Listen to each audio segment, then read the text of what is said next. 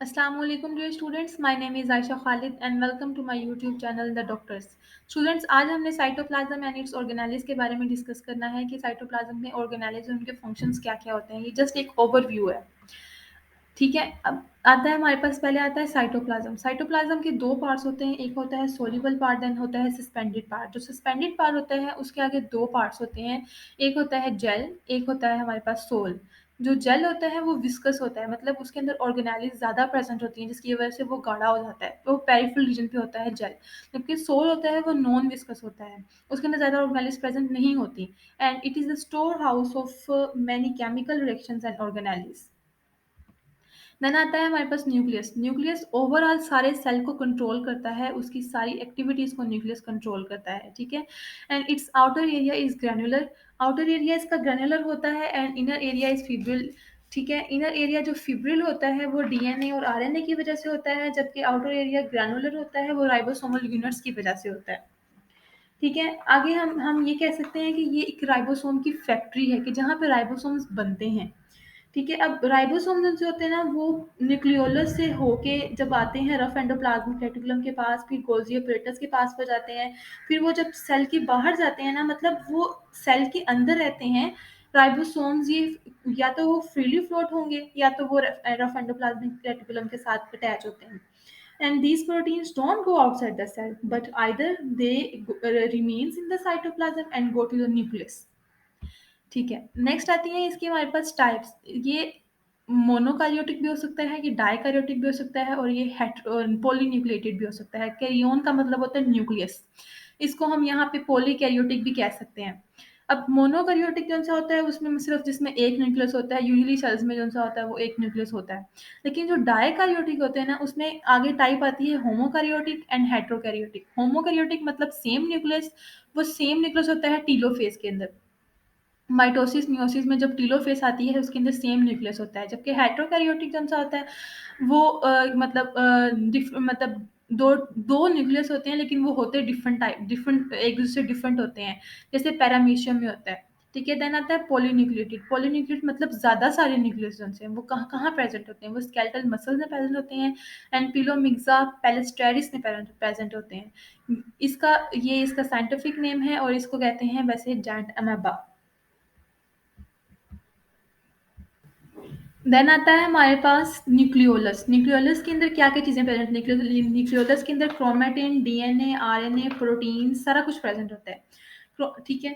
अब cell division से पहले ये क्रोमैटिन की फॉर्म में होता है, मतलब कि ये इर्रेगुलर शेप में होता है, लेकिन सेल डिवीज़न के बाद ये मर्ज होके एक क्रोमोसोम बना देता है, ठीक है। अब वो नॉन डुप्लीकेटेड भी हो सकता है, मतलब एक सिंगल क्रोमोसोम, या फिर वो डुप्लीकेटेड भी हो सकता है, मतलब double chromosome. When kinetochore pulls, its chromosome becomes I, V and J shape in NFS। ये तो हम बात पहले से जानते हैं। देन आता है हमारे पास एंडोप्लाज्मिक रेटिकुलम। एंडोप्लाज्मिक रेटिकुलम क्या होता है? It is a network of tubules and its membrane is called cisternae. Its nuclear envelope से हमने पहले पढ़ा, मैंने आपको पहले बताया इस बारे में कि एंडो मेम्ब्रेनस सिस्टम होता है एक, जिसके अंदर न्यूक्लियर एनवेल्प से बनती है एंडोप्लाज्मिक रेटिकुलम। एंडोप्लाज्मिक रेटिकुलम से नेक्स्ट आते हैं लाइसोसोम, लाइसोसोम से पेरोक्सीसोम्स, ग्लाइकोक्सीसोम्स एंड देन बनता है उसके अंदर फूड वैक्यूल, जो सेल के बाहर एक्सपोर्ट हो जाता है, ठीक है। अब यहाँ पे इसकी आती है एंडोप्लाज्मिक रेटिकुलम। ये करता क्या है? It helps in protein and lipid synthesis and nerve impulse generation. Endoplasmic reticulum क्या करता है? It provides mechanical support, it gives the shape to the cell and it helps in the transport of materials, ठीक है।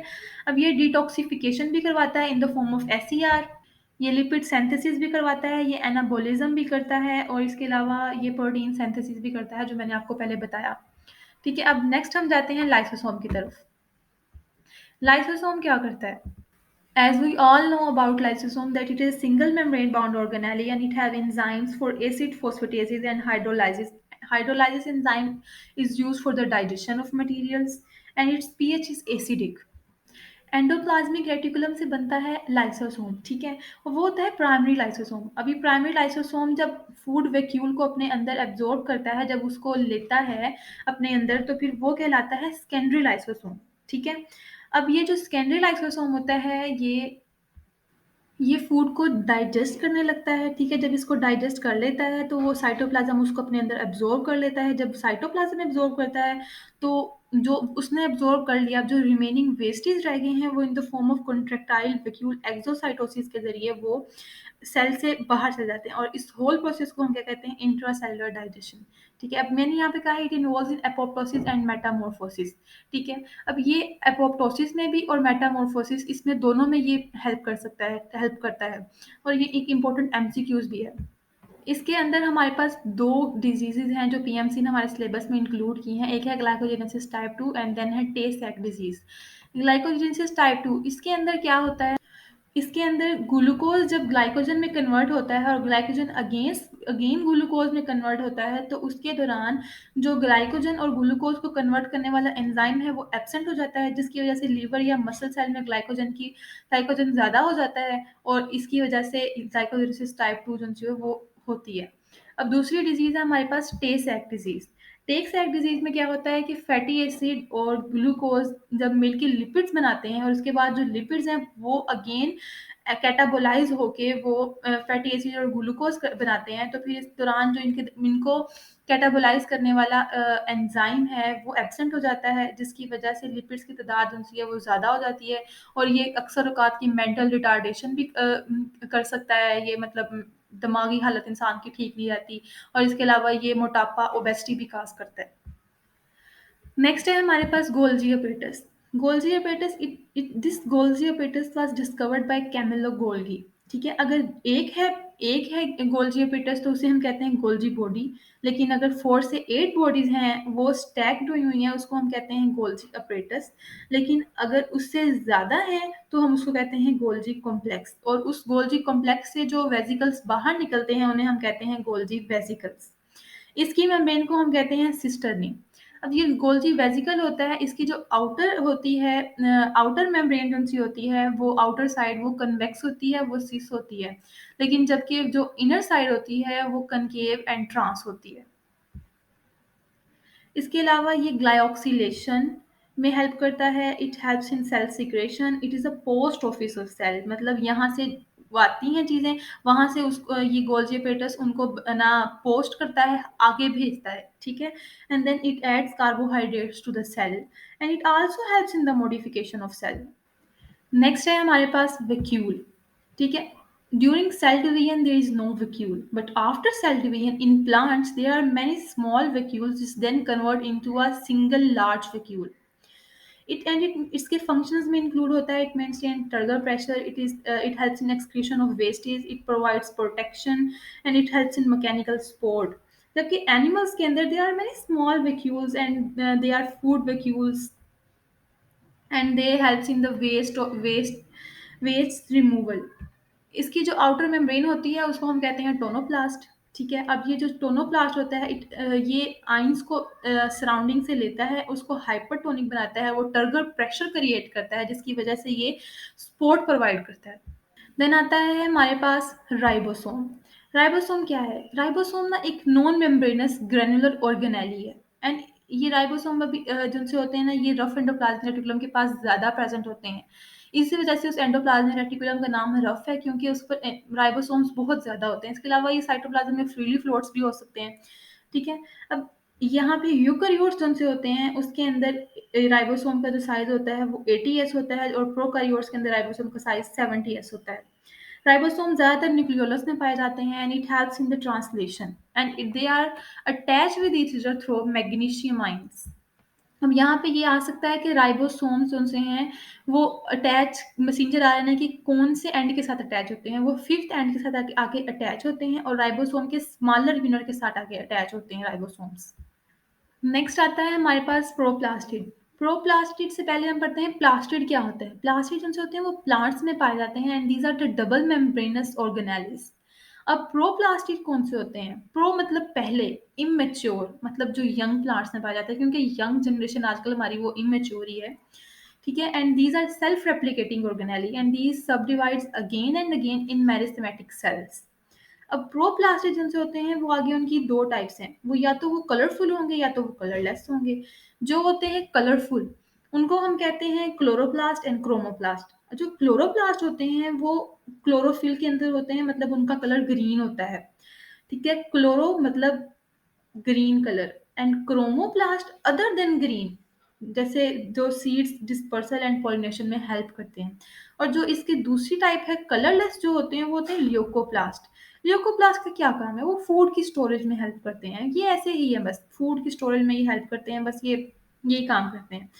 ये आगे तीन किस्म के होते हैं। अब स्टोरेज किस चीज़ की होगी, अब हमने ये भी बात देखनी है। स्टोरेज होती है प्रोटीन्स की, स्टार्च की, लिपिड की। जो प्रोटीन्स की स्टोरेज करेंगे उन्हें हम कहेंगे प्रोटीनियोप्लास्ट। जो स्टार्च की स्टोरेज करेंगे उन्हें हम कहते हैं अमाइलोप्लास्ट। एंड जो लिपिड्स की स्टोरेज करेंगे उसे हम कहेंगे इलियोप्लास्ट। हम यहाँ पे जो सा है ना वो बाकी चीज़ों को डिस्कस नहीं करेंगे, जैसे क्रोमोप्लास्ट एंड ल्यूकोप्लास्ट को। हम क्लोरोप्लास्ट को डिस्कस करेंगे, क्योंकि हम ना जब जो घर में ना हम अपने बाबा पे या फिर जो अगर मम्मा आपकी कमाती हैं तो हम उन पे गौर करते हैं ज़्यादा, ठीक है। इस वजह से ये क्लोरोप्लास्ट होता है ना, ये सारा कुछ करता है, मतलब ना सेल, ये एक सेल्फ रेप्लिकेटिंग ऑर्गेनेली होती है। और ये जो क्लोरोप्लास्ट होता है ना, ये डिस्क लाइक होता है, kidney shape, bean shaped, spherical shape, कुछ भी कह सकते हैं हम इसमें से, ठीक है। क्लोरोप्लास्ट जो मैंने आपको बताया, जैसे हम अपने अब्बू पे गौर करते हैं या फिर अपनी अम्मी से हम अच्छी सलाम दुआ रखते हैं कि ना नहीं उन्होंने हमारा सारा काम वगैरह कर, हमारी स्टडी के अखराजात उन्होंने बर्दाश्त किए ना, हम उनसे ज़रा बना के रखते हैं, ठीक है। तो ये क्लोरोप्लास्ट होता है ना, ये फोटोसिंथेसिस में हेल्प करता है, ये सनलाइट को कैप्चर करके ग्लूकोज बनाता है, कार्बन डाइऑक्साइड ये रिलीज करता है, ठीक है। इसी वजह से हम ना ये जो क्लोरोप्लास्ट होता है ना, सिर्फ इसी को डिस्कस करेंगे, हम इसी से बना के रखेंगे, ठीक है। क्लोरोप्लास्ट क्या होता है, ये कि सेल्फ रेप्लिकेटिंग ऑर्गेनेली है, ये खुद ही अब रेप्लिकेट होती है। And it do not wait for cell division, ये सेल डिवीजन का भी वेट नहीं करती, ये अपनी मन मर्जी की मालिक है, ठीक है। ये अपने सेल डिवीजन का भी वेट नहीं करती कि चलो सेल डिवीजन हो, मैं चलो तब डिवाइड हो जाऊं, नहीं, इसका जब दिल करेगा ये रेप्लिकेट होगी। इसकी कंपोजिशन में क्या आता है, DNA, RNA, ribosome, water, enzymes, proteins, ion, salt. इसमें राइबोसोम 70s होता है, देखिए इसका अपना राइबोसोम है, इसके अंदर राइबोसोम 70s होता है, ठीक है। इसकी inner membranes space 25 to 75 angstrom होती है, ठीक है। और इसके अलावा इसमें थाइलाकोइड्स होती हैं, वो ना ऐसे डिस्क शेप होती हैं, ठीक है। वो जब एक दूसरे के ऊपर ऊपर ऊपर ऊपर जब ऐसे पाइल होती हैं तो वो बनाती हैं एक ग्रेना। जब काफी सारे ग्रेना कंबाइन होते हैं, वो ग्रेना किससे कंबाइन होते हैं, वो इंटरग्रेना से कंबाइन होते हैं। ये ग्रेना होता है ग्रीन कलर का, जबकि इंटरग्रेना होते हैं ये नॉन ग्रीन होते हैं, ठीक है। अब जो थाइलाकोइड्स होते हैं, एक एक ग्रेनम के अंदर 25 टू 50 थाइलाकोइड्स होते हैं, और एक क्लोरोप्लास्ट के अंदर 40 टू 60 ग्रेना हो सकते हैं, ठीक है। अब नेक्स्ट आता है हमारे पास माइटोकॉन्ड्रिया। माइटोकॉन्ड्रिया जो है ना, ये बड़ी चीज है, इसको हम थोड़ा डिटेल से भी मैं आपको बताती हूँ ये क्या है। Mitochondria sieve tube elements, mature mammalian red blood cell and sperms head इसके अंदर प्रेजेंट नहीं होते, जबकि ये स्पम्स की टेल में प्रेजेंट होते हैं, स्पम्स के हेड में प्रेजेंट नहीं होते ये, ठीक है। माइटोकॉन्ड्रिया जितने ज़्यादा है ना, वो किस चीज़ पर डिपेंड करता है, उस सेल की साइकोलॉजी पर डिपेंड करता है, मीन्स फिजियोलॉजी पर डिपेंड करता है, सॉरी साइकोलॉजी नहीं, फिजियोलॉजी पर डिपेंड करता है, ठीक है। जैसे एग सेल्स होते हैं उसमें ज़्यादा होंगे, कार्डिक सेल में कम होते हैं, स्केलेटल सेल में उससे कम होते हैं, जबकि लिवर सेल में सबसे कम होते हैं, ठीक है। अगर हम इसकी शेप की बात करें, इसकी शेप होती है spherical, road and capsule. It is a double membranous organelle, and its outer membrane is smooth and porous, and its inner membrane forms many infoldings. And these foldings are called F0 and F1 particle. And these foldings matlab means F1 particles helps in ATP synthesis, and it helps in chemiosmosis and also in respiration. Okay.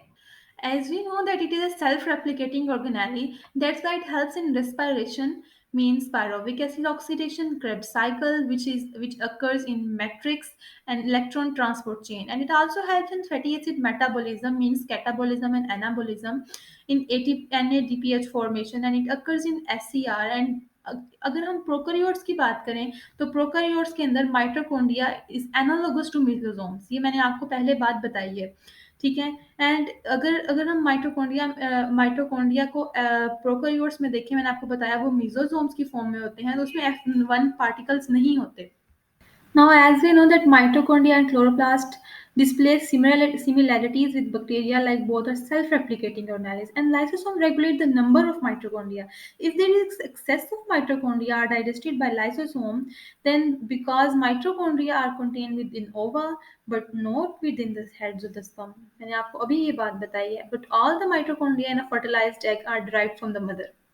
Okay. अब यहाँ पे अब मैं कुछ important MCQs discuss करने वाली हूँ. सबसे पहला है the enzyme which is RNA in nature, it is called ribozyme. ठीक है. नेक्स्ट आता है the enzyme catalyses the transformation of ATP into cAMP and it is called adenylate cyclase. Then आता है which convert cholesterol into vitamin D in skin, होते हैं SCR. So this is our first chapter. अगर आपको मेरी video अच्छी लगी हो तो प्लीज़ लाइक कीजिएगा, and if you have any further query about this topic and if you have any MCQs which is not solve by you, then please write it in comment section. इंशाल्लाह I will answer. Thank you so much. अल्लाह हाफिज़.